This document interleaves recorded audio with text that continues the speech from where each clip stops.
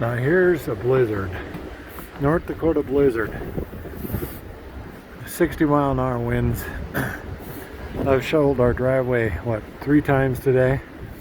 There was a 6-foot tall snowdrift right there in front of the garage.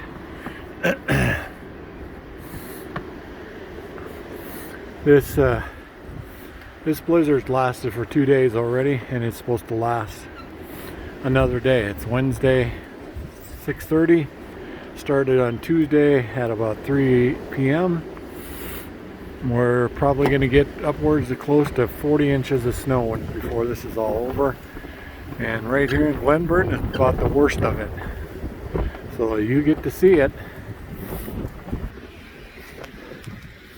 And it's it's a little cold. Luckily it's not below zero for air temp, but it's about 20 below with 60-mile-an-hour wind. So it's cold out.